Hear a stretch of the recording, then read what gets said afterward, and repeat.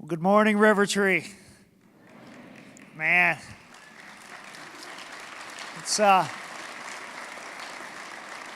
it's great to be back. This is home to me, and you all are my family. So it's just great to be back here and have the opportunity just to share a little bit of my story. And I got to be honest with you before I start. If I can't make it through this service because I get too emotional, my wife is down here in the front row. She's going to be able to come finish it out for me because I could barely make it through the last service. So bear with me.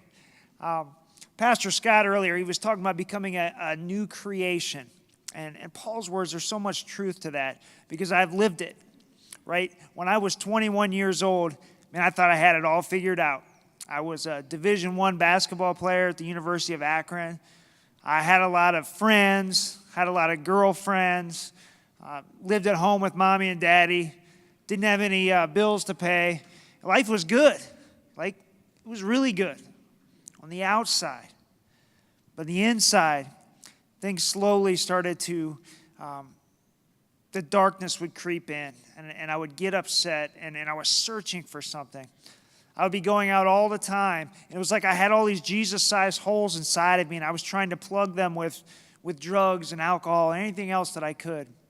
I remember I would come home from being out late night, and I would look at the mirror, and I wouldn't even recognize the person looking back at me. And then I would start going through my pockets and my wallet just to try to figure out what I had done that night. It was awful. I thought to myself, man, there's got to be more to life than this. So one night, it was late. It was about 2 o'clock in the morning. I was laying in my bed, and I decided I was going to have a conversation with Jesus. Now, I hadn't really done that before. Maybe I would say a prayer every once in a while to either win a basketball game or not go to jail or get in trouble. I would say those prayers, but I never had a real authentic conversation with Jesus before. So I remember really, really clearly just getting out of my bed, going to the middle of my room and getting on my knees, and I just cried out to God. I said, God, man, I need you to make a change in my life. And I need you to do it now, and I need you to do it by any means necessary. You ever prayed like that before, RiverTree? I call those dangerous prayers because when you pray like that, you better be prepared for God to show up, and He may show up in a way that you never expected. So we'll fast forward 2 weeks down the road. I'm working with some of my friends, and we finish up, and we went out to dinner, and then we hit the bar. After that, we jumped in the vehicle, and we started headed north on Route 77. And we had only made it maybe a mile or two when the vehicle lost control, and we slammed into a guardrail, and I was ejected out of the side passenger window about 50 feet, and I landed right on my head. Now, luckily for me, there was a group of nurses that found me, and they took me to the emergency room at Altman Hospital. And the next morning, I woke up, and the doctor said, Brian, do you know what happened to you? And I said, no, I have no idea, but please tell me. And he said, you have a broken neck, you're paralyzed from the neck down, and you'll probably never walk again.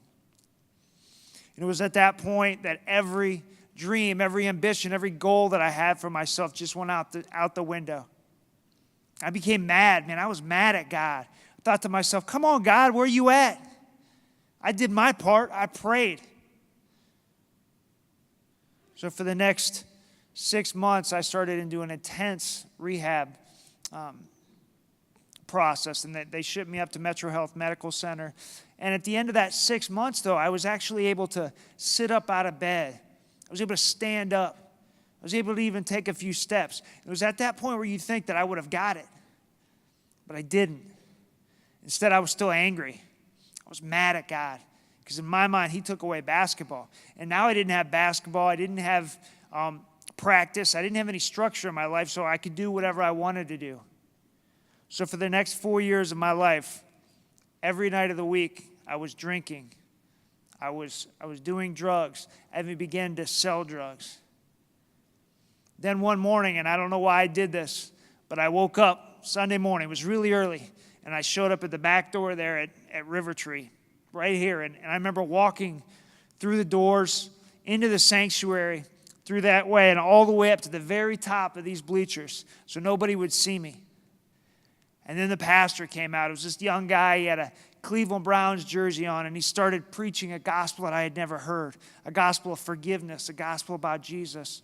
And I thought to myself, man, I got to know more. So I reached out to him. And for the next 2 years of my life, this man, he poured into me. He taught me about Jesus. He taught me about the scriptures. And he taught me about the real Jesus, not the watered-down version I had heard all my life. And the more I heard about Jesus, the more I fell in love with him. And I started to take simple steps. I started to lead other men. I started to disciple other men. I got into that water over there and was baptized. I gave my life to Christ. I climbed a mountain. I wrote a book. I took a job in ministry. And then 4 years later, it finally clicked that God did answer that desperate prayer. And he did it in the form of my car accident. He made the old Brian into a new creation. But I'm not going to stand up here and say everything is fine and it was easy, because it's not. I mean, you all watch me walk up here. I mean, I'm paralyzed. There's no cure for that. I wake up every day and I take 6 muscle relaxers every single day just to be able to get up. I'm in excruciating pain all the time. It never stops. But I can tell you that I wake up every day with a smile on my face because I know God has a mission for me, just like he has a mission for you. And I tell you this in all sincerity, if God showed up today and he told me, and he would walk up to the stage right now and say, Brian, I'll take you back to May 27th of 2000 so that accident never happened, I would say, no, God, this accident was the best thing that ever happened to me because you made me a new creation and you made me in your image. Thank you, guys. Appreciate it.